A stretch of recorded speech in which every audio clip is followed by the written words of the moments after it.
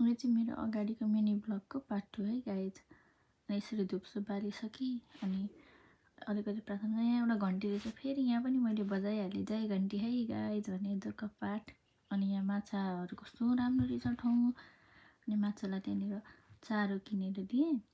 त्यो चनाको गिडा जस्तो हुँदो रहेछ, 100 रुपियाँमा पाएँ। अनि बुद्धको उसमा फोटो खिचेको मैले। अनि यो चाहिँ माथि मन्दिर माथि पनि त्यो बुद्ध जुन देखिरहेको थियो नि है मूर्ति, त्यहाँ माथि पनि चढ्न मिल्दो रहेछ क्या।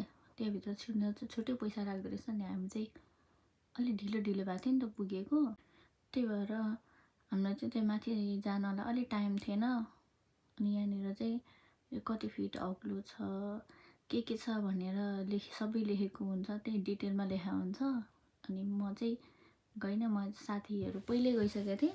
अनि उनीहरूले मलाई भनेको थियो। अनि साथीहरूसँग मागेको यो चाहिँ इन्फर्मेसन हुन्छ नि त अरू जाने मान्छेहरूको लागि पनि भनेर यो भिडियो अपलोड गर्छु भनेर गरेँ नि। यहाँ चाहिँ उइसहरू मागेर लेखेर आफ्नो उइस पुरा होस् भनेर झुन्डाउने ठाउँ छ।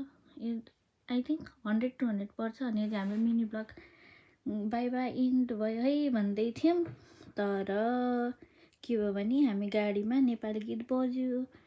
अनि हामी त सबैजना नाच्दै नाच्दै रमाइलो गर्दै गर्दै गयौँ। गीत पनि कस्तो राम्रो थियो भने पुरै छोडिदिउँ न।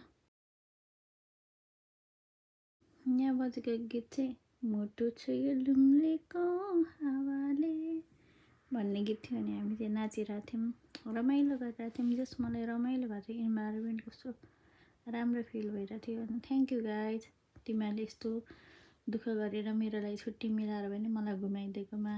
फेरि भेटौँला है guys, bye bye, have a nice day, thank you for watching.